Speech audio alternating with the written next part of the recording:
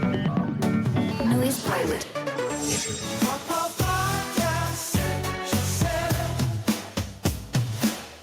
Yes, here we are. We've made it through to another week. It is the Punt Pals podcast.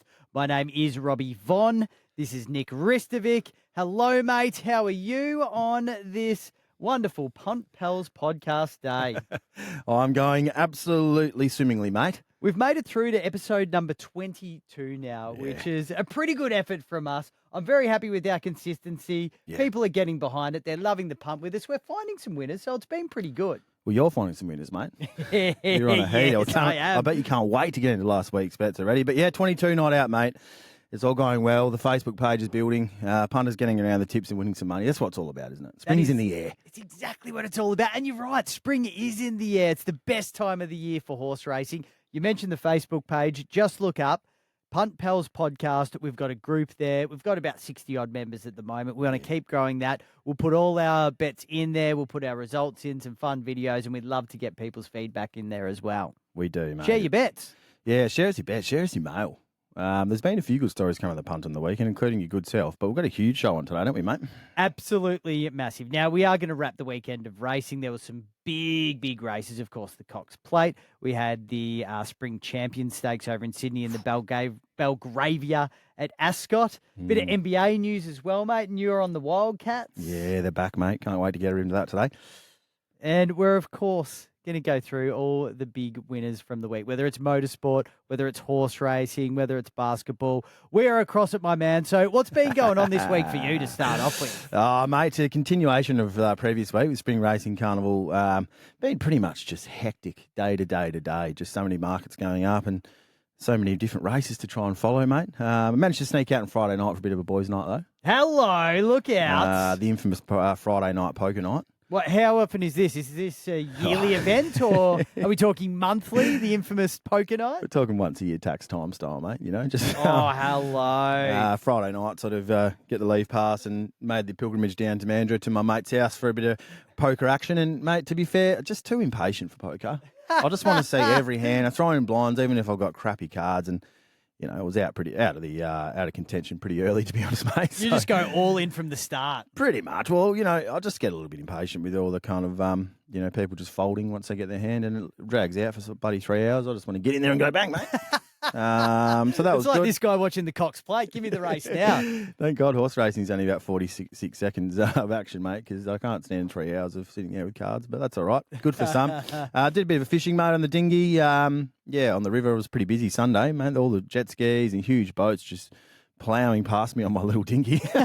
Almost got swamped by a bigger boat. Lost a few lures out there, about $200 worth, getting bitten off by Taylor. And, mate, lost my shoes in the mud. So I wasn't overly successful. You really got out and about for a man who's got a baby under 6 months. You were just on the good town. Oh, mate, I was. Well, speaking of on the town, it's time to talk about your weekend because we're on the text on Saturday. I know you're at Ascot, and some of them just started to not make a lot of sense towards the end of the day, big fella. How was it? Well, it was a good old day at Ascot. It was an 8,000 strong crowd, I've heard. The Irish come out in force. I'm going to throw it out there that Irish Day at Ascot is one of the bigger days on the calendar. I know we've got the big races coming up like the Northerly and the Winterbottom and the Railway, but the Irish crowd really fill this joint out, hey? Like, seriously, they are everywhere and they love a party. So who am I not to get involved here, Nick? Who am I not to get involved? The beverage spend was right up per head, I hear, from Perth Racing on the weekend. They certainly went hard, and you did too, by the sounds of it, big fella. Oh, yeah, very hard. And it's so nice to have Guinness pints on track. Like, that's something you don't get very often. And given it was an Irish bar there as well, they absolutely poured them a treat. So they were just these beautiful Guinness pours.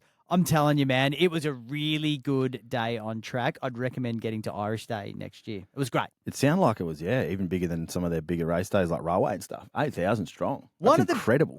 One of the biggest days I've had on track there, which was absolutely amazing. Mate, the other thing that's been going on in my world as well, the fake turf saga. Yes. I know I told you about this last week. My little sausage dog, Banksy, wheezed on our AstroTurf out the back. It's the only grass area we have, so that's where he goes. Anyway, it's stinking up a storm, and I've been looking for different ways to actually get rid of the smell. I've tried some different methods. The neighbour's method that I was telling you about, Not bad. Not bad. It's a certain detergent that we just put onto the AstroTurf, so we'll see how that goes. But I made a video about it on TikTok during the week, and I got a heap of suggestions. So there's plenty to work with, Nick. Bit of vinegar coming through there, mate, or? Vinegar, was the first thing I went to use. Problem with it, it gets this vinegar smell that takes over the wee smell. Yeah, so it's just masking the smell and not really getting rid of it. Pretty much. Especially on those hot days now too, mate. That starts to bake a little bit, doesn't it? The old urine at the back. That's what I'm starting to find out. We only moved in May, like the 28th of May, so we got all the winter weather. Now we're getting the hot stuff. Yeah, well, mate. Good times. I tend to throw a bit of vinegar on the hands after a fishing trip just to mask the fishing smell. Oh. But now you tell me that it just smells like vinegar. I probably know why Sarah's keeping a wide berth when I get home.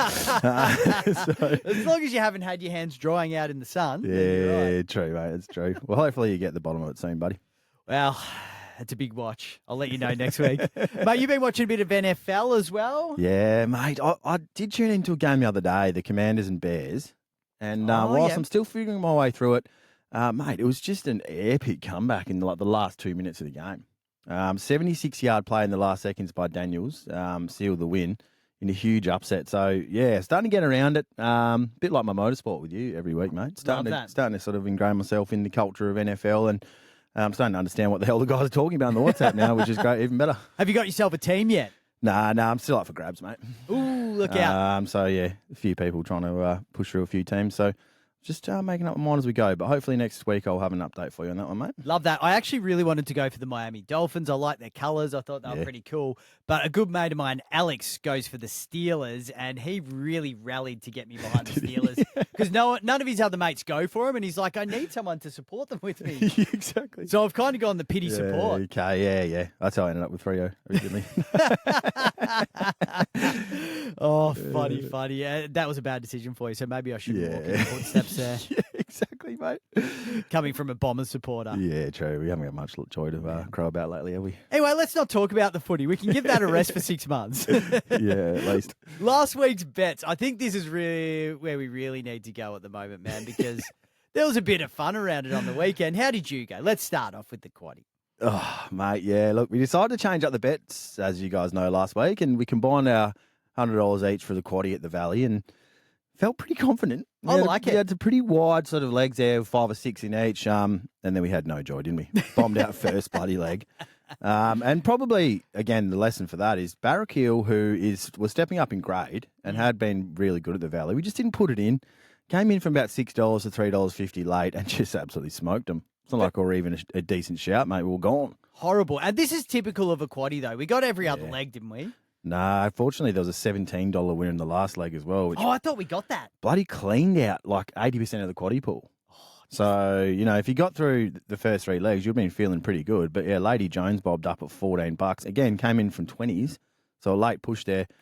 And the Quaddie paid $1,800, so we had 55%. So, folks who were listening last week as to how the Quaddie works would have been about $900 if we had got that one up. But that's the Quaddie for you, mate, isn't it? It is. The betting companies would have been loving it. And that's probably typical of my Saturday at Ascot. I swear when we were texting back and forth that we got everything but the first leg, so... Probably had a few too many Guinnesses. I apologise.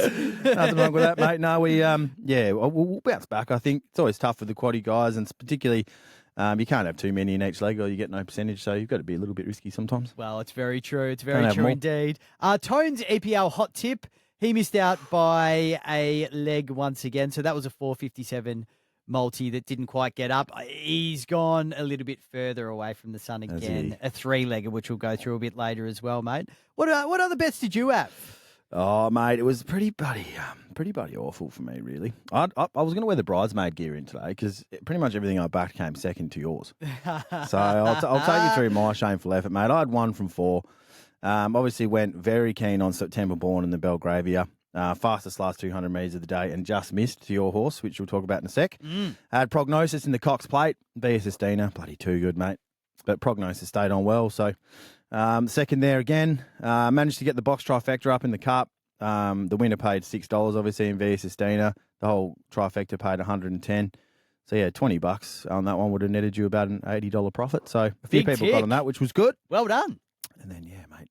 Absolutely rubbish from Swift Falcon against your horse, El Costello. I had the Quinella in that race. Your horse held up the end of the bargain, but Swift Falcon parked about 10 lengths last. and just thought it'd come home with a Winks type effort. Don't know how the jockey just didn't give it a chance, man. So, yeah, just got absolutely smoked on most of those and so many close seconds. It was really unfortunate, man. You were so bullish about the Swift Falcon as well, so it's a bit of a pity. Yeah, I was, and a lot of people were too. It came in really, really short just before the jump. But, yeah, should have stuck with El Costello, which we'll talk about a little bit later. Who's running in this weekend? And man, to bet you, mate. You actually smoked them. My bets were great this weekend. So I had Westar in the Belgravia. When I took it, it was $3.80. I didn't see the finals there, but that was a lovely little win. El Costello, dominant. Oh, mate, I was very happy with that. The $3 favourite, but it paid out. That was excellent. Yeah. Carlos Sainz in the Mexican GP. I said we should go for a place with him. Should have gone for the win because he just romped it in. And also, man, I couldn't get a market in the end on the MotoGP, so I need to look into that a bit further. But I did have Pecco Bagnaia, and he had the win once again. So a very good weekend of punting for me. This is one for the annuals. Like, I usually lose all my bets. So. Three or four, mate. Big win. That's bloody good. Unfortunately, Prodigy was a bit gassed in the Cox Plate. It was the only one to let you down. But if you had a multi-dose, man, I don't know if you've done the maths, but I sort of had a little look at it. Just don't do the maths. About 30 to 1 there, mate, if you had backed yourself in a few of those multi together. So really? I might be doing that for your tips this week. Hey, the thing is, I would have had Pride of Jenny in there. That's guaranteed, and that would have killed the multi. Oh, Jenny. So I feel fine about everything. Yeah, no, you did a great job, mate. At least you held up your end this week. Exactly right, man. It's about time. The other one, Trashy's Kiss of Death, which we brought in last week, it worked a treat. Mr. B, Mr. Brightside came in fourth, so it wasn't a last place, but it didn't win. So thank God. I was going to put it in the multi, and you told me not to. In the quaddie, so that was good then. Oh, you don't want to know what he's got for the Kiss of Death this week. Trashy. Like, it's going to kill all the punters. Oh, no, it's not good, and it's going to kill your bets and my bets for this week. I can tell you that much. No. Well, let's hope he doesn't get a second Kiss of Death on us, mate. Oh, fingers crossed, fingers crossed. I guess we're going to get into Heroes of the Week straight up, eh? Yeah, I think so, mate. So, first up, Hero of the Week. I'm going to go with Carlos Sainz, not for the reason you think there, Nick. So, he did place in the Mexican Grand Prix, which was amazing. But he's got a really good friendship with Lando Norris, which I don't know if you know about or not. They used to race together at McLaren a few years back. Carlos left to go to Ferrari. Anyway, they're always sort of ragging on each other and sort of pranking each other. And Lando Norris is getting interviewed before the race. And he's walking along, doing the walk along with the reporter. And Sainz sort of nips past him and on the way through gives him the old sack tap. And you know how they're the worst ones because it's just a little flick and it's painful forever. And you just see Norris go down before the race. It's very funny. It just builds on you, doesn't it? It's an achy pain. Yeah, no, we've all been there. It really is. So, Carlos Sainz. Yeah. Well done. Who you got there, mate? I got to go with the greatest horse in the world in terms of ratings in Via Sistina. So we'll throw an equine Hero of the Week here. Defied the experts really in the race, and we'll talk about it in a minute, but you know, she threw James McDonald off at the track work earlier in the week there at Moonee Valley. Everyone said, will she run? Will she won't run? Everyone bought into the media hype. We did too, mate. We bought into the media. Everyone did. She drifted out to about 650, and then she just goes bang, wins by 8 lengths, which would have rivaled that time the Cox Plate almost with Winks, man, which is probably the greatest horse we'll ever see in Australia. So it was an elite performance. Now rated the number 1 horse in the world. Definitely Hero of the Week. Oh, I love that. Didn't know rated the number 1 horse in the world. That's huge. Yeah, so the headlines today were the number 1 horse in the world will not run in the Melbourne Cup as she was scratched to race there on Tuesday. So she'll go to the races the week after, and I think she'll be hard to beat again, mate. Isn't that crazy? Now, it's funny this because we're both going with the Matildas for our second Hero of the Week. Yes, we are. I'm going with Ali Carpenter. So she was recognised as the inaugural AFC Asian International Women's Player of the Year overnight. The 24-year-old defender starred for the Matildas in the World Cup, also for the Olympics as well. So she is the Player of the Year, which is bloody amazing. So well done to Ali Carpenter there. Good stuff.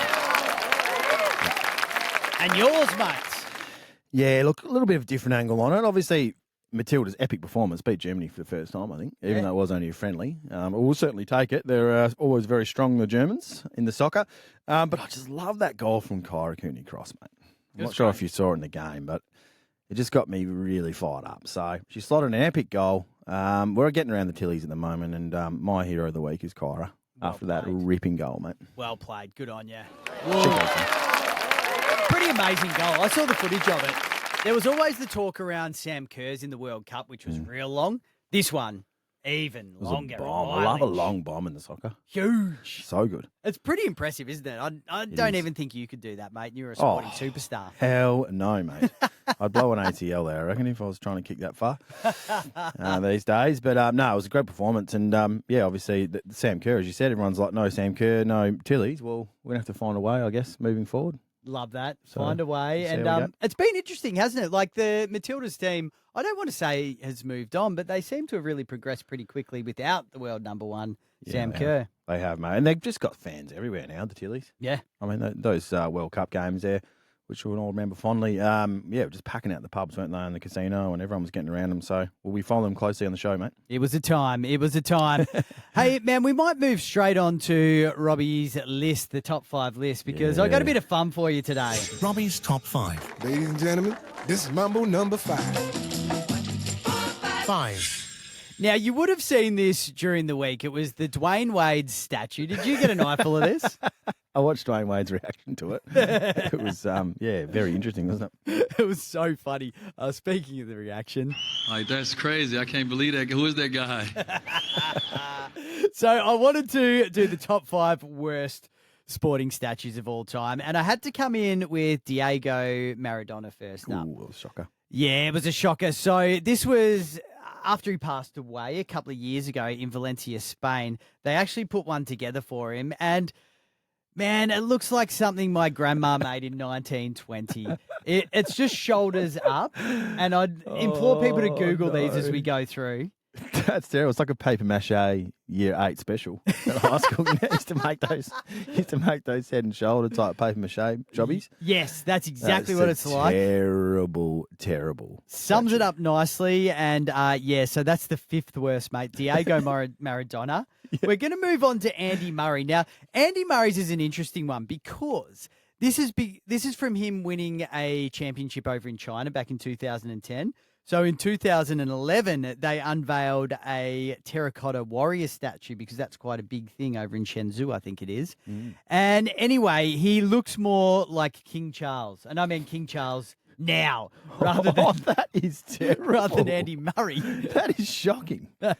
It's not a privilege to have a statue like that in your honour, is it really? It's a shocker. It's doing you a massive disservice. He looks so unimpressed as well.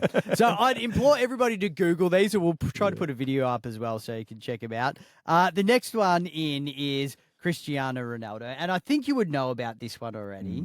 To give you a bit of a history on it, this artist who had never actually done a statue like this before was commissioned to put together this Ronaldo statue, and it came out looking like a plasticine Gumby parody of Cristiano Ronaldo. It had like that crooked smile and everything. That's terrible as well. It was a shocker. Cristiano Ronaldo, the most followed man, I think, on the socials in the world. Yeah, he is. You know, international model, and they rock up with that garbage. They come out with that. So anyway, about a year or two later, the same sculptor had another crack. And he actually did well this time. That's a really nice They'd be happy with that, wouldn't he? sculpture. Yeah. It looks remotely like him. But the first one was just ridiculous. Now, the second one is a mix of good and bad. So David Beckham finished his career at the LA Galaxy, right? They love him over there. He led them to 2 titles. He spent, I think, 6 or 7 years there. He is the club legend, essentially. So they wanted to put together a statue for him, Nick. And they spent months, the LA Galaxy management, David Beckham, and this artist kind of putting the plans in place for it. So they had their meetings. Beckham gave the feedback. Then the sculptor went away and made the actual sculpture or the statue. Yeah. Anyway, James Corden got wind of it. And so he put together like this absolutely shocking statue of David Beckham. And I've got some audio for you here of him at the unveiling. How can you change it in this short amount of time? I mean, we can't change it. I'm not saying I'm going to change it. I'm just saying, what do you... There's no way that can go at the front of the stadium. There's no way. My parents are coming over from London. My wife's coming. Look how long my arms are. I honestly look like Stretch Armstrong. I mean, maybe if you stand back or something, maybe just a little bit... I mean, I'm going to have to stand back right behind the van. It's so Stitch up. funny. That's a great stitch up. It was a great stitch up. It went on for ages. He even went as far as turning the cameras off, and he was actually quite polite. Like, that was the most rolled up he got. And anyway, they accidentally smashed it in the end, and James Corden appeared, and they unveiled the correct statue, and it was impressive. Oh, my gosh. Which brings us to number one, mate. And we couldn't go past it. We've already said it, but the Dwayne Wade statue. Like, that's crazy. I can't believe that. Who is that guy? Is the worst statue ever. If you haven't seen it yet, you've been living under a rock. But It's so it just bad. looks nothing like him, does it? So bad. He does his very best to obviously push through it. Yeah. They get him on the mic and, hopefully everyone's taking videos and photos and you can just tell he's mortified. So someone's going to get a bit of an income there just redoing the face on that statue in particular, I think, mate. That'd be a redo job. I think you might be right. And they actually played audio of him basically trying to justify it and say how it's art and everything. But it's just like, no one's buying it, Dwayne. You hate it. We know you hate it. Oh, no. Oh, so funny. Statues, So eh? the worst sporting statue ever. I guess well done to the Miami Heat for... I didn't even know how they let that through. That was ridiculous. And quickly, before we wrap up this week's top five, we have to just step back a little bit, mate, because top five songs last week for Ascot. Yeah. Just got a lot of different feedback, didn't it? It did. And I tell you what, everybody was behind Hey Baby. I know. Everyone wants on I was board about to with go it. there. DJ Otzi might get the nod. So I'm happy to be corrected there, mate. Get around The him. fans are getting around it. I'll go into Perth Racing, have a yarn with them this week. But yeah, I think it will probably end up being the selection, mate. So, I think it should, for sure. You're pushing it up. You're campaigning. Campaigning, exactly right. The video is out next week. It's like Anthony Koutafidis over in Melbourne at the moment running for mayor. you and I will just be at Ascot on the fence this week doing it just ourselves, filming a live stream. So that's where we're at, folks. We're pushing hard. That's so good. All right, before we get into racing from the weekend, do we want to have a chat to our special guest right now? I think we might, mate. We've been talking about some variety and tips. And, it is Spring Racing Carnival, but there's a lot going on in the harness industry at the moment as well. We've got a couple of Group 1s coming up. And because we know absolutely nothing about harness, it's time to call on the experts. Let's do this. Ladies and gentlemen, it is a busy time of the year for racing, and we don't just focus on the thoroughbreds here, Robbie, do we? We've got a bit of harness news here today, and we've called in the experts. Cam Brown, who manages the harness program here in WA, is online today to talk us through a few big races coming up in the harness industry, mate, over the next few months. How are you, Cam? Hey, Nick. Great. Thanks for having me on. Mate, pleasure to have you. Now, how did you sort of get yourself involved in harness initially, mate? Let's just give a bit of an intro for you. I think, like most, a family type of affair started, and to be honest, was probably my dad trying to get me out of the house at a young age, and getting me away from terrorising the rest of the family and taking me out to every trots venue around WA. We even used to go on trots holidays to New Zealand and Victoria. So he owned horses and probably has forever. So it's probably just following them around and cheering them on and having the sneaky underage bet, of course, responsibly. You're the only person I've ever heard of going on trots holidays as a kid. That's unique. Yeah, I remember I missed a school camp once, and we went to the Inter-Dominion in Auckland. So that was a good one to miss. Yeah. Did you back a winner in the Inter-Dominion Auckland, more importantly, mate? I think so. Yeah, no, I think we did. I was still probably only 15 or 16 in year 10, and but I distinctly remember Dad picking me up. We were living in Bunbury at the time, and early pickup, like we used to leave at 2:00 or 3:00 on a Friday night. Pick me up early to go to Inter-Dominion at Gloucester Park as well. So I think the sick ticket was just like a thing almost every couple of weeks for a while there. So you're a WA boy originally. You've been away and come back over the last year or so back into harnesses, right? Yeah, absolutely. Did 7 or 8 years in beautiful Melbourne. There's definitely a part of me that wishes I was back mainly for the rip and tear. But it's good to be back in Perth. And look, it's a great time for harness racing. And look, there's not many better things in WA than to be out on the grass at Gloucester Park in the spring and summer. Yeah, some big races coming up, isn't there, mate? And I know you keep a keen eye on some of these up-and-comers. Some group racing coming up this Friday and in a couple of weeks' time. The big group one there at Gloucester Park. We're probably in the middle of the busiest period. Over a 12-week period from, say, October to December, there's 6 Group 1s, and virtually every week in between there's a group race. This Friday's the WA Derby, of course, for 3-year-olds, and next Friday's is probably WA's most premier race, which is the Pacing Cup, which is for free-for-all horses. We're now to Pacing Cup a few nights, Robbie. It's an epic night, mate. Yeah, maybe we should get out there. Food trucks down there, mate. You'd probably be in the more sort of committee room area, I guess, when you're down there, mate. But... Well, I would hope so. we know Cam now, or I know Cam now. You've always known him, so maybe he can get me in there. And it's Italian night as well, so there's every little Italian stall on earth as well. So if you want your cannoli or your gnocchi, get down.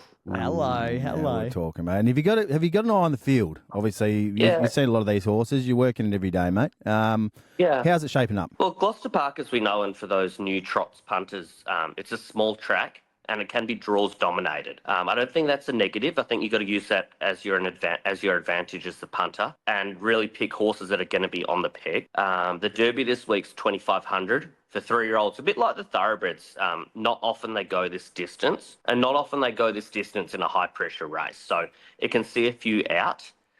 There's one horse that is a clear class. It's called Christopher Dance, but it's drawn the worst barrier. So it's barrier 9.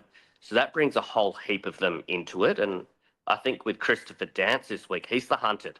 He's going to have to effectively run via the Swan River to win. And he's really a nominal favourite, but God, it's going to be hard for him. He's going to have to run effectively around the 800-metre track, 3,000 metres, not 2,500. So I'd be sticking with a couple of horses on the pegs to bring the boil over on Friday night. And for those on the pegs, meaning they're going to find the rail for those horses. Yeah, find the rail. So I think. Yeah, so the gold spots for harness racing is leader's back, and even 3 pegs. So behind the horse, behind the leader.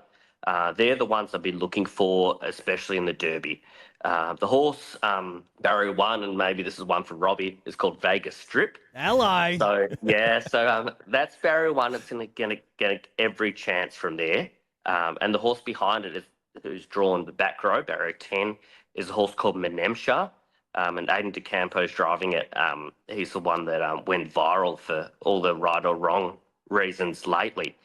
Look, he's driving Menemsha, and 3 pegs is an absolute gold spot as well. So I'd be backing those 2 to upset the favourite in the Derby on Friday night. Having been to Gloucester Park a couple of times, and it's always a good night, especially on a Friday night, I noticed the jockeys are a bit bigger than the thoroughbreds. Like, you get all shapes and sizes. Do you not have to be a tiny little fella to actually be a jockey or a rider on the harness racing? No, we do call it a driver, Robbie. Sorry, mate. Any size will do. So generally the smaller people, the better drivers.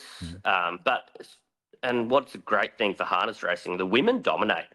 And there's no real set reason, but women clearly compete against the men very well and dominate a lot of the times, and it's across Australia.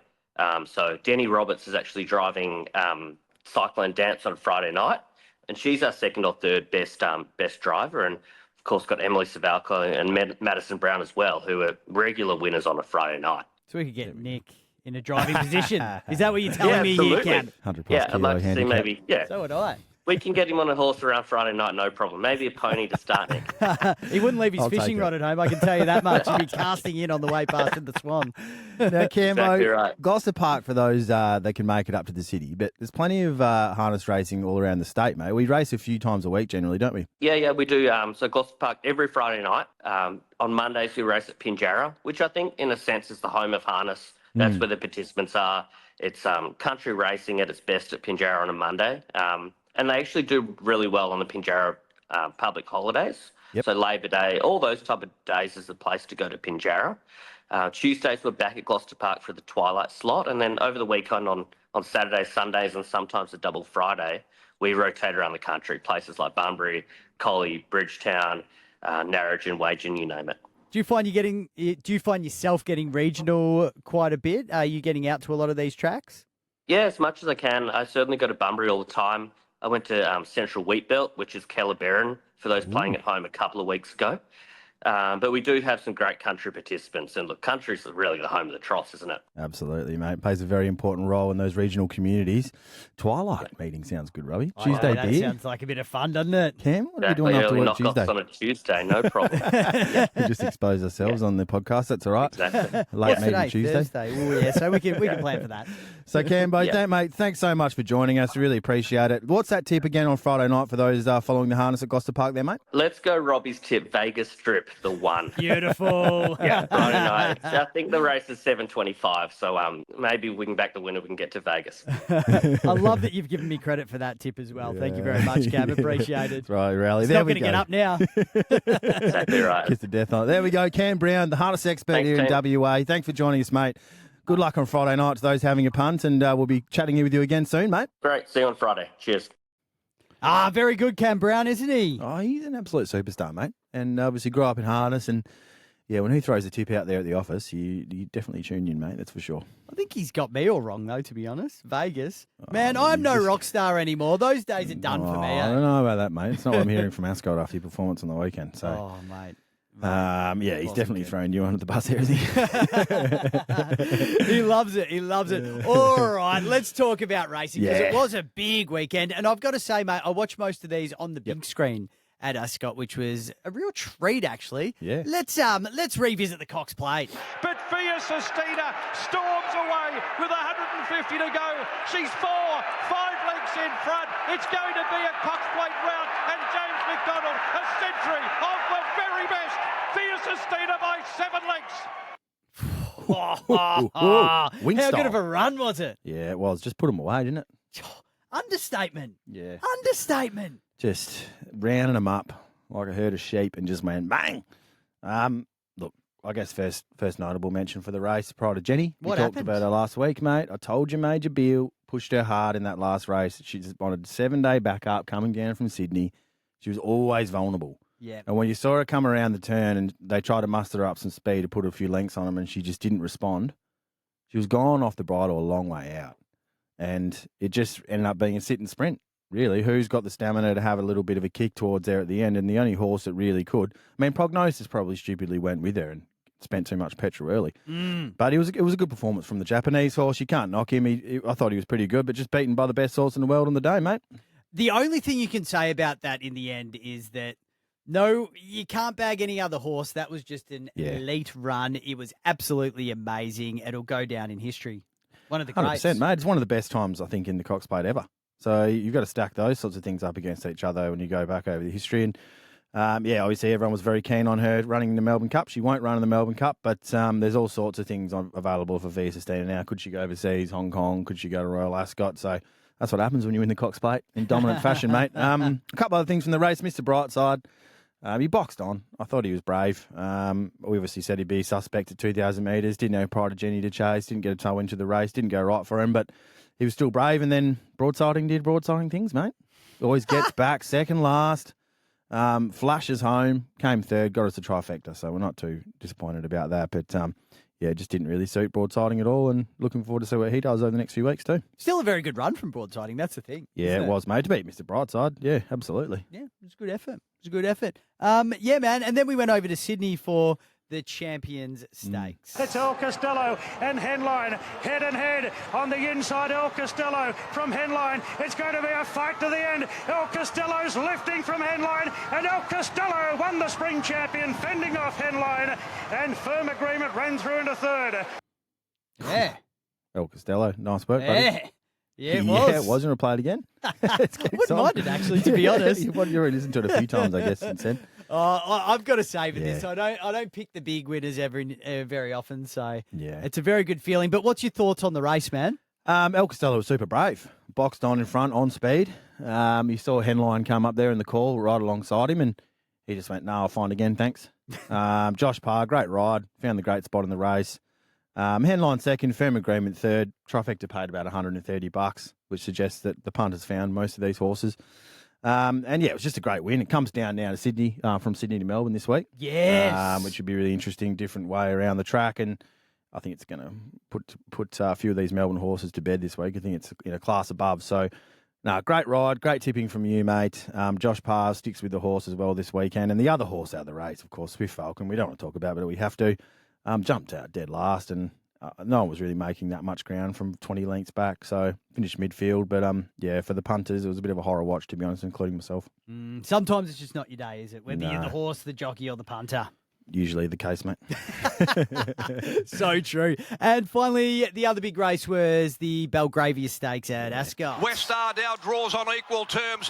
West Star are now on the outside. Siren Assault, but it's West Star. Here's September Born charging home. West Star's the leader. September Born keeps coming. So does the post. They'll go to it. Won't be much in it. West Star.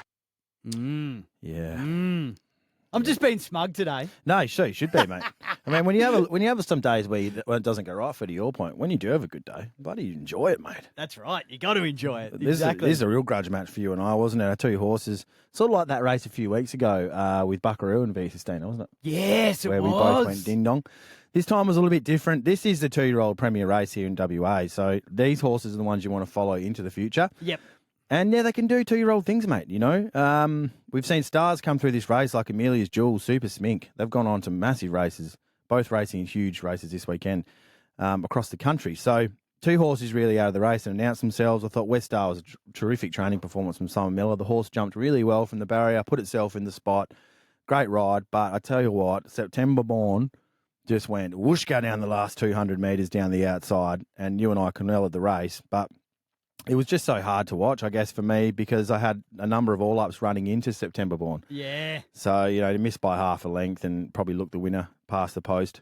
And then you sent me through an article on Monday where Tab Touch have come out and said September Born won't lose another race this prep. So it just rubs salt in the wound a bit, didn't it, really? Yeah, there's a lot of talk around September Born now, so it'd be interesting to watch. No, that's it's for sure. definitely Black Book of both those 2-year-olds. They look a class above the rest of them. Beautiful. Any other lessons from the punt this weekend that you want to go through, man? Yeah, just a couple, mate. 2-year-old races are hard to bet on, for one. Yes, they're very difficult. You haven't got a lot of unpredictable. form. You don't know distances. They haven't run extensively, so it's hard to stack them up against each other.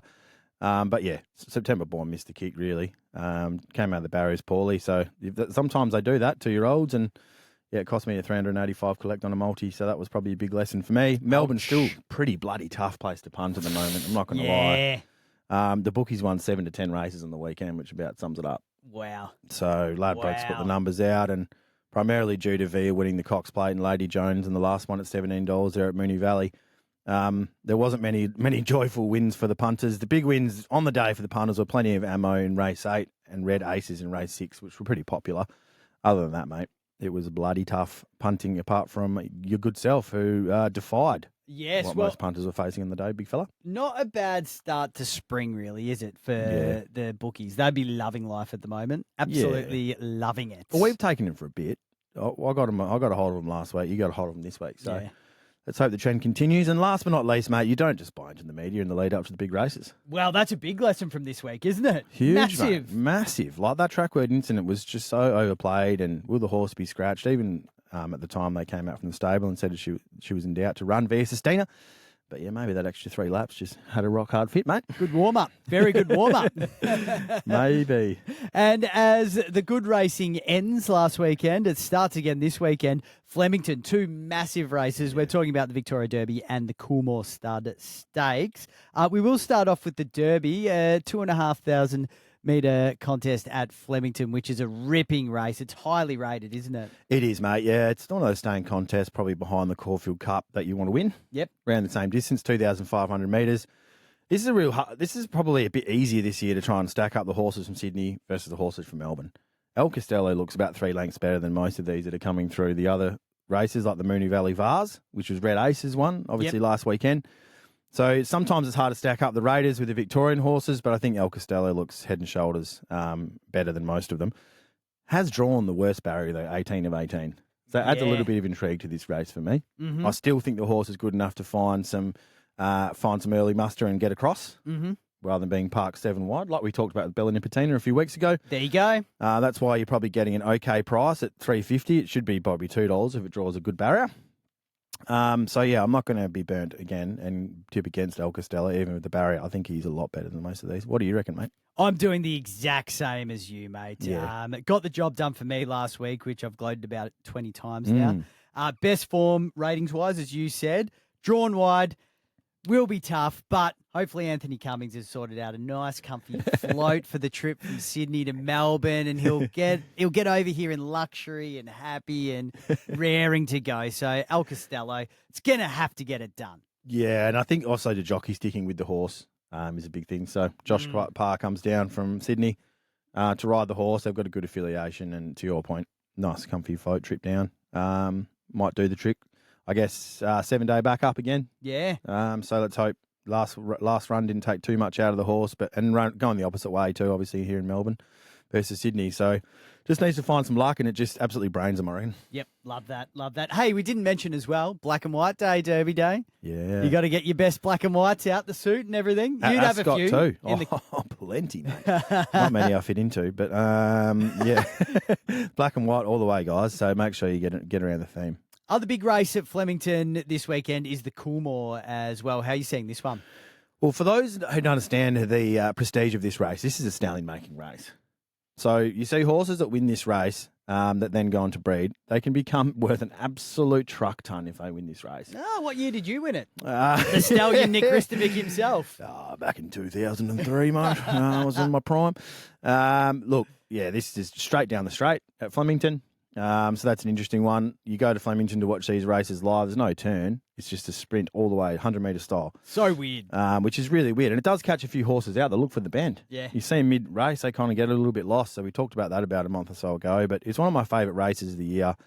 As I said, just whoever wins the horse just goes up an amazing amount in value.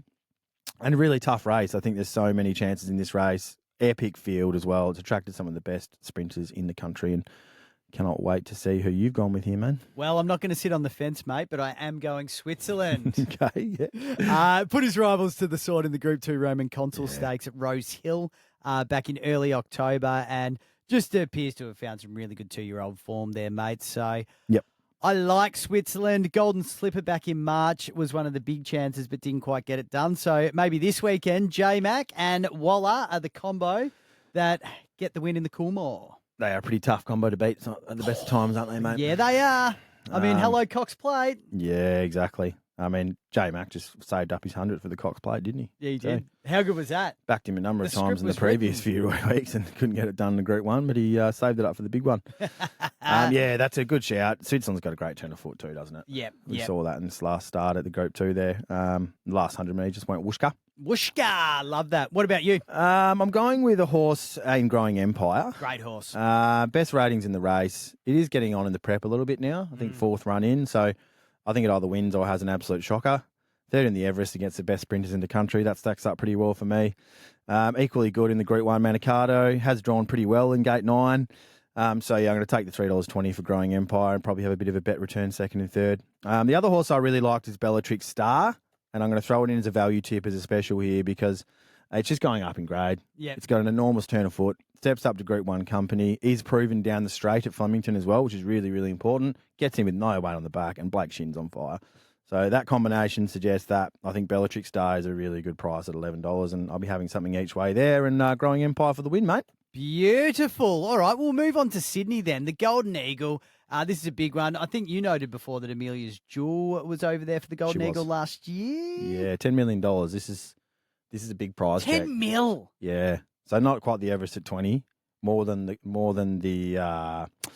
Caulfield Cup. Yeah. And yeah, close to that Melbourne Cup value. So it's actually attracted a lot of horses from around the world, actually, which is pretty cool. The Caulfield Cup came in at about 5 or 6 mil. Yeah, so five and a half, I think. Yeah, it's incredible, man. These races in Sydney, they're just throwing prize money out the door. So yeah. This is a tough race. It's a 20-horse field. And yeah, you can see it usually gets quite messy coming down the straight. Amelia's Jewel got absolutely smashed last year in this race. Literally got squeezed up. Probably ended her preparation there after that race, and it set her back significantly. So that's the trouble with this race. It's hard to bet in. I think there's so many horses that can win it. International raiders versus the Australian horses. How do you compare those together? And then, yeah, just you got to find luck in the run. There's only so many holes you can find in the front runners there to find a clear running. So, may suit horses on the pace, I think, this race. You don't want to be coming from 3 or 4 back and trying to weave through. So, I think it's going to be a huge race. The favourite's currently Jolly Star at $5, by the way. Good horse, Jolly Star. Yeah, had an enormous run in the Everest. Didn't have much luck as well, trying to find some room through the field. So, I think there's a lot of value in this race, and I think you found one with a bit of value too, man. Yeah, I like Southport Tycoon, $11, so it's a nice little payout there. Won the Manikato in a really good run. Has had one run since at 1,200 metres, which was too short. Loves 1,500, so yes, please. Kieran Ma winning everything at the moment. So for me, I just go Southport Tycoon, put it in. For those that haven't seen Southport Tycoon's last start, it comes from about 150 metres back and just goes bang and beats Growing Empire there at Moonee Valley. Yeah. It was an enormous turn of foot. So, I think if it gets the right run in transit at 1,500, it looks like it was looking for further in that race. Yeah. So, I can't see why it wouldn't be a good shout there, mate, at 1,500. Love it. Who are you thinking? I'm also with value, mate. I'm staying away from Jolly Star. I'm with a horse here in Steffi Magnetica each way. $10 and $3 at the moment. She was only 2 lengths off Bella Nipotina in the Everest. Won the Stradbroke. She's third up, out in trip. And those last 2 races, particularly the Everest, which was about 300 metres shorter, she just looked like she was a horse best hitting the line. So she's recorded a win and a third from 2 starts, third up. So this is where she peaks. I think this is her target race. And I think at 10 and 3s, I can't let her go around without having something each way. And a little bit of cover there at $3 too. You can have something each way and still be profitable. So I like both those horses, Southport Tycoon and Steffi Magnetica. Make sure you put them in your trifectas, in your exotics, guys, because if one of them wins, it'll pay very nicely, mate. Hello. Okay, we'll move on to Ascot. I was going to get you to go to the track during the week and just see if you can remove my picture from the back of that entry. There, the band list, you know what it is. You know all about that. You've been on there before. So if you could just nip across as part of your work, that would be highly appreciated because I'd like to go this weekend. Well, when I take you during the Pinnacles, you have to dress up in some sort of disguise or grow a moustache out or a beard or something, just sort of make sure they don't recognise you from the weekend. Well, it is Halloween this week, so I'll get some sort of Freddie Mercury costume or something like that. Mate, a week's a long time in racing. I would have forgotten about it by then. I think there are much worse performers than yourself on the track there, good fella. That could be very true. How are you seeing the day? Yeah, 2 Group 3s. So I guess this is where it sort of really starts to kick off. We had the 2-year-old last week in Belgravia, 2 Group 3s in the Asian Bow, Prince of Wales. And if you look at some of the horses going around, particularly the Asian Bow, you think, geez, it's spring carnival time, all right? Mood Swing, Super Smink, Zip Away, Ollie's Choice. Zip Away's been racing over in Melbourne. Some of these horses are building a really nice rivalry, and it's hard to stack them up. But yeah, I mean, I've got a few mates in Super Smink, so I'm probably a little bit biased. Yep. Also, Rich Walker got in touch. He's also an owner. And he said, well, not me, mate. You mentioned Andrew Dern. So, Rich, you get a mention today, mate. Good on you, Rich. And yeah, Super Smink, or Sminky as we call it, she just loves to go bang in the last 100 to 200. What a great at the horse. moment. So, super consistent. I think this prep, she's up and about. I'm just on, mate. Straight up. Love it. So that's a good one, I think, to back in the Asian Bow. Meets a few older horses, but I think gets him pretty well at the weights. That's good from you. That's very good from you. Mate, Prince of Wales Stakes, how you seeing that? Tough race. You got a couple of the older horses, Red Can Man, Maraschino, Snowdome, Boots Like Bruce, who's been a Belmont performer. Yeah. Always finds a spot on speed. Maraschino won this race last year, and I think it's about $10 or something. So, but first up. I love Maraschino. It comes through a lot, I find. Yeah, it's a war horse, man. War horse. Luciani would be stoked with the prize money from that horse. So, yeah, no, it's been awesome. And they're just hard to find some of those older horses first up. I think they probably need a couple of runs under their belt. And they're bigger targets are probably during the Pinnacles there, mate. So that's a fair play. The favourite at the moment is currently Saloon Bar at about $2.80. Great horse again. Yeah, it's a terrific horse, super consistent. But I think there's a horse that will beat it, which is called a Bravo Centurion, and it's $4. It did beat the favourite Saloon Bar last start. They're probably more even with the weights in this race, but sticking with Bravo Centurion just for a bit of value. Don't want to take the $2.80 favourite in this one, mate. Love that. Well, I've got to be honest, my form research hasn't been great on Ascot this weekend. I've fallen a bit behind, but I love a lot of the horses in this race. Yeah. Boots Like Bruce has come through for me many times. Same with Maraschino. Red Can Man, great horse as well. But the thing I'm liking at the moment, and do you know what? It's had a bit of success lately, but I just love the name more than anything. And I don't care that that's a mug punting way to go. I'm going with Kripalenko. Love that name. Love that horse. Get in there. The Brownlow medalist. The Brownlow medalist. Yeah, and the trainer is Wayne Buglehole.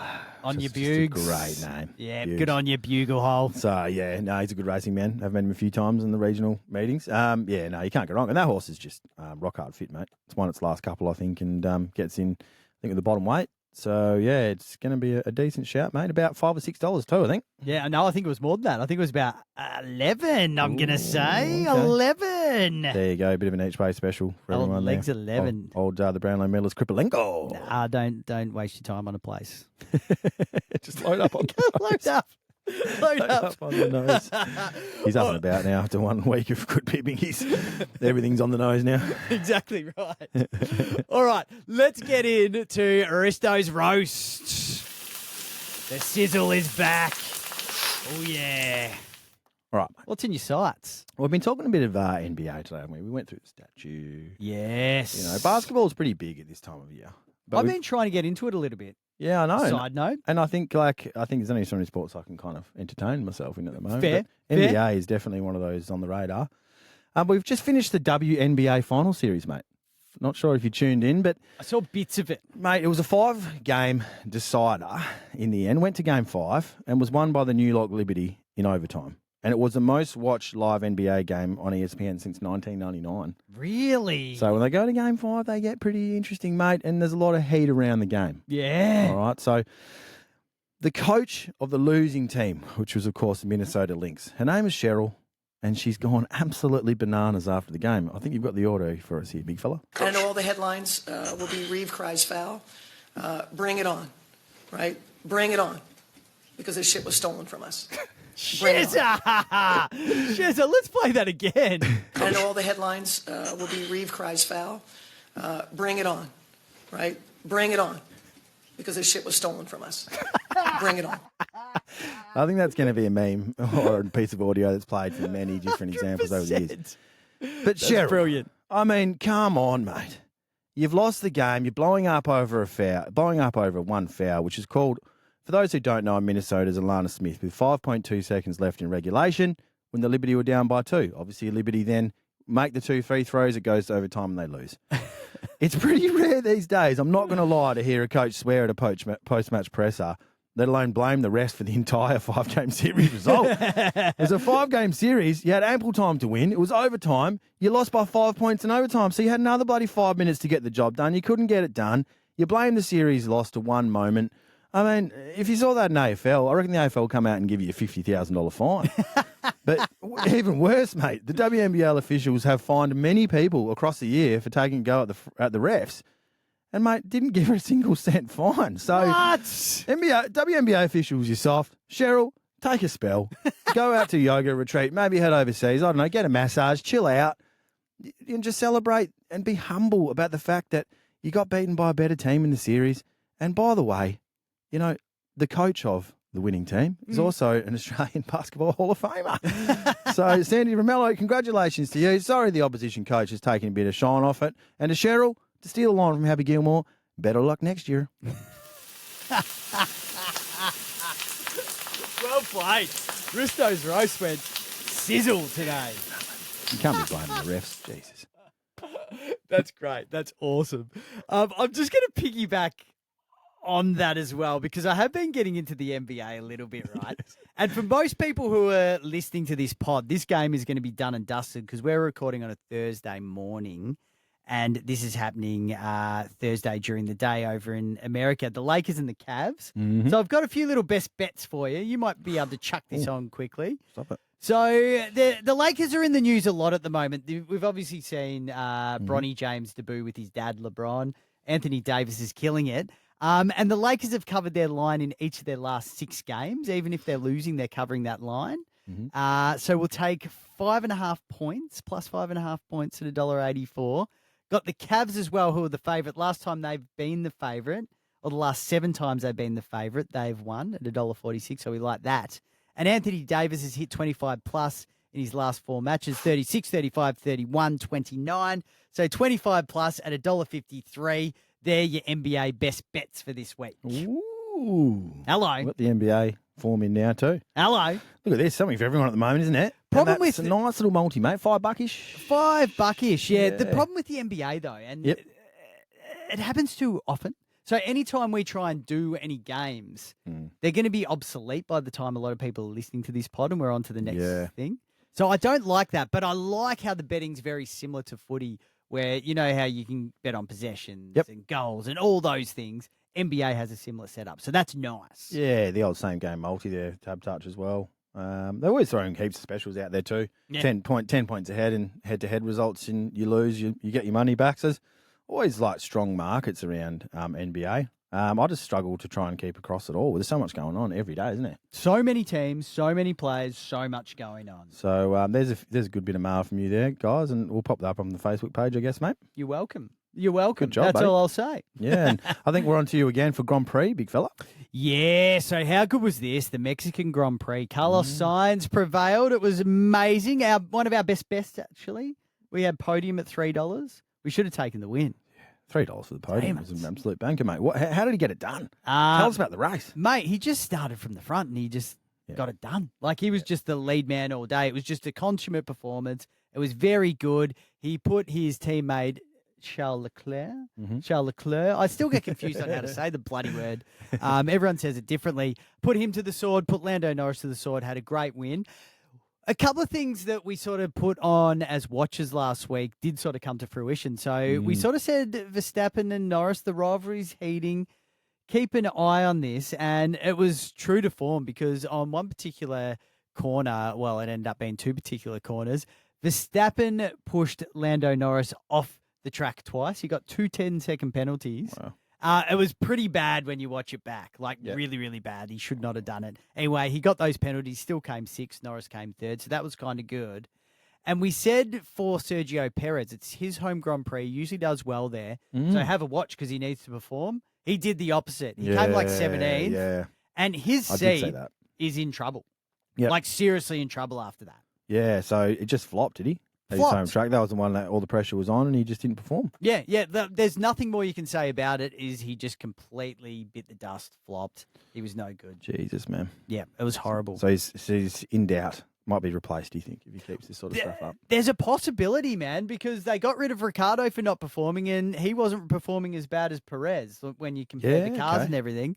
So I don't know what's going to happen there, and especially going into Brazil. Like we said, he was a watch last week. He's really going to have to be a watch this week. He's got to do something. He has to. The pressure's on him. He probably comes out and does the opposite and finishes in the podium this week. Yeah.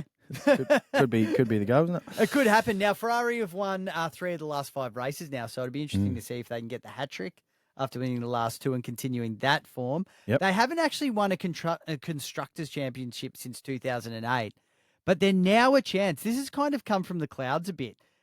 They're only a few points behind in the Constructors' Championship, so they're kind of getting it done.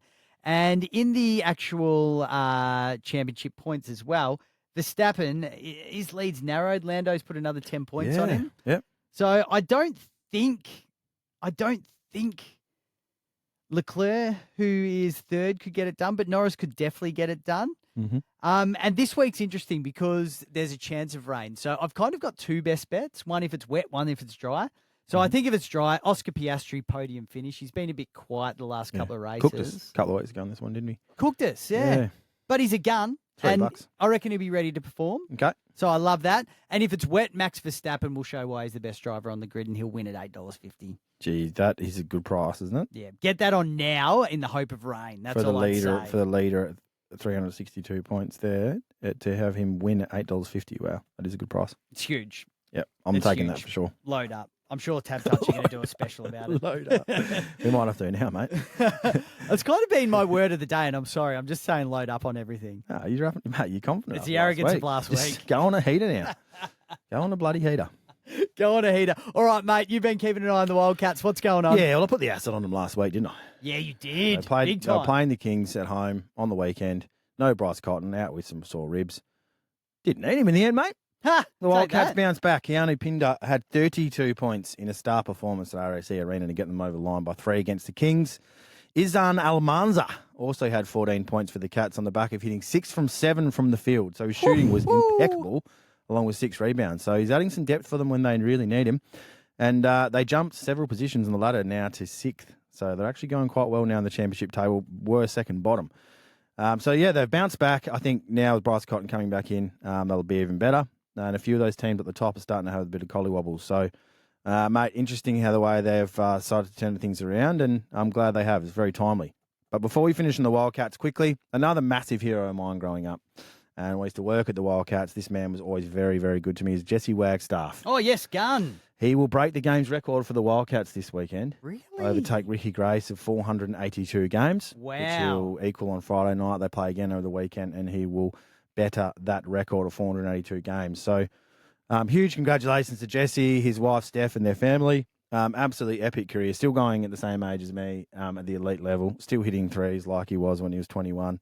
And is an important senior figure and a leader in that team. So, great man, great player, and well done to Jesse Wagstaff. Congratulations, Jesse Wagstaff. I remember, he has a special talent. I remember when I was working at the Port Hedland radio station, going back a long time now, we had this random Rubik's Cube sitting around. Anyway, the Wildcats came in. Jesse Wagstaff was one of them, and I was interviewing him on air. And while I'm interviewing him, he's picked up this Rubik's Cube going, and just solved it. Mate, he's just Straight away. smart dude. Like, I think he's done engineering. Always for studying whilst he's playing basketball. And mate, I just think far out. You're 37-ish now. Yeah. You know, you're still at the top of your game, and still competing for championships. I think he's won 6 or 5. So It's a big effort, it's isn't a it? pretty bloody good effort, mate. And At least one full hand by the sounds of it. ripping fella, mate. Ripping fella. So well done, Jesse. What a ledge. What a ledge. Hey, mate, very quickly before we get into bets for the week, Malaysian MotoGP happened in Thailand over the week. Malaysia this weekend. We called Pecco to be the winner. That was correct, which was excellent. He's sitting on 436 championships points, just behind Jack Martin, who is on 453. So I'm going to pick as my best bet this week in Malaysia, second last race of the championship season for Martin to consolidate his lead and win the championship before the final race in Spain. Lovely, mate. Beautiful. Why wouldn't you? Love it. Anyway, we can't get a market, can we, at the moment? No, so we got to find one this week. Yeah, there'll be someone will be offering it for sure. Yeah, we'll work it out. Lovely. Maybe I just didn't delve deep enough. Which means you go 2 from 2 after last week. So Exactly. he's on a heater, guys. Get around him. Boom, boom. All right, man, we're going to have a look what Locko and Tone and a few of the other boys have got for their tips of the week this week. So let's start off with Locko's NFL multi. Yeah, unfortunately for the big fella, last week he was down by a leg. He got done by that Cleveland game, which was a massive upset. Yeah, ouch. Like a lot of did. So he had 2 in a row. Missed one at 459, last week. He's got one this week at 590. He said it's going to be a few close games. Line betting feels tough this week, he reckons. So Ooh. the Bengals to beat the Raiders. He's saying the Bengals are looking good of late and Raiders not so bloody good. Right. Should be a boring but simple game for the Bengals to win. Interesting. Falcons to beat the Cowboys. Last week showed us the Cowboys aren't in it this year and that Kirk Cousins at the Falcons is still a good fit. So he thinks the Falcons will get it done. Right. Washington to beat the Giants. Do yourself a favour and watch the final play of last week of Washington versus Chicago. Washington are right up there this year, and the Giants are relying too much on mega plays. Should be a low-scoring affair. So he's taking Washington to beat the Giants and Rams to beat the Seahawks. The Rams' offensive arsenal is back in a big way with Puka and Coop back at full strength. Can't see Seattle's defense holding up against the Rams' offense. So 590, Bengals to beat the Raiders, Falcons to beat the Cowboys, Washington to beat the Giants, Rams to beat the Seahawks. Easy, head-to-head, $5.90 this week for that 4-legger. And get around him because he's been gone bloody good. Huge. Love that. Good on you, Locko. He is very good on those tips, and I reckon this week I'm getting behind his multi. Me too, mate. He's due again. I think so. I think so. Tones, another man who's due with his EPL hot tip. He keeps missing by a leg. He's gone a little bit more tame this week. So in the EPL, he's multiing this. Ipswich and Leicester City both to score. Nottingham and West Ham both to score. And then he's put his last leg in the German league. So Bayern, Leverkusen and Stuttgart both to score. Multi it at 3.56. So it should get done. They're all about $1.40, $1.50. It's all right, though. Like, I think, as I said, he's just starting to rein it in a bit. Yeah, which I think he needed to do, eh? 3 legs this week, 4 legs a week before. So hopefully Tones can get one up. I'm behind him. I've been hoping and praying for him every weekend. Yeah, Nick's ready to cut him. He's getting angry over there. Don't worry, Tome. I'm going into bat for you, man. No, we love you, Tone. Let's get one up for you this weekend, big fella. And finally, Trashy's kiss of death before we get into the quaddie. You're not going to like this. I don't like it. No, don't. Do I just leave it? Nah. We'll see how good he is. What's he done? All right, so I asked him on Facebook Messenger, what are your tips for the week? And he said, mate, I'm getting on anything by Kieran Maher. Oh, my God. I'm getting on anything by Kieran Maher. Just kiss of death to every Kieran Maher runner across the weekend. Which is every race for the weekend in Sydney and Melbourne. Oh, my God. Jeez. So do not kill the great man's run, Trashy. I think your kiss of death will hopefully not come through. Oh, Trashy. That would not be good for the punters. I was watching a race the other day at Bendigo and to see Kieran Maher. He had the first 4 in the race. Bendigo.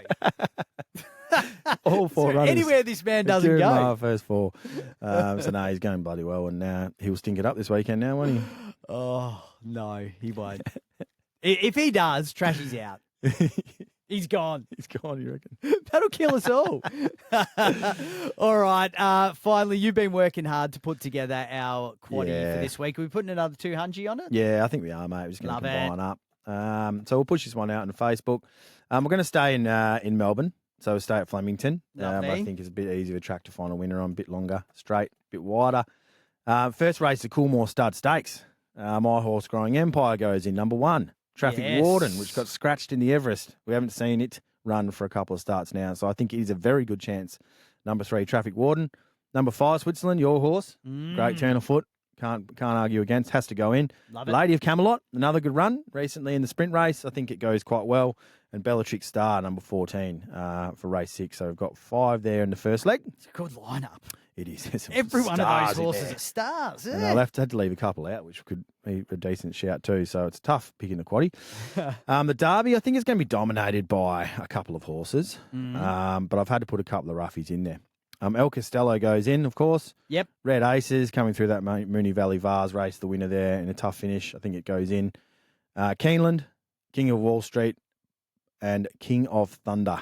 I toyed with Politely Done, but I've left it out. You've taken it out. I've taken it out. Yep, I don't think it wins. You sure about that now? I am. 1, 2, 3, 6, 8. El Costello, Red Aces, Keeneland, King of Wall Street, and King of Thunder. I think King of Wall Street's huge value. Doesn't have a turn of foot, but it can stay all day. So I reckon that's going to be a horse that will run into multiples there. I'm worried about the karma side of things, man. You can't just pull horses out once you got him in the quaddie. All right, we're going to do it, though. No, I'll put it back. Yeah, there we go. We got him. He wants to pop it back in. We'll pop it up, but Politely Done will go back. Yeah, well done. Well done. All right, third leg. Race 8, Empire Rose Stakes. A tissue. Number 2, Amelia's Jewel. I think this is it. Hello. I'm prepared to declare it. I reckon Amelia's Jewel is set for this race. This is her time. And I think it comes against a couple of other fellow compatriots in WA and Elsa Fina. But I think this is a race for Amelia, so get on. Number 1, A Tissue. Number 2, Amelia's Jewel. Number 3, Orchestral. It's a Group 1 winner.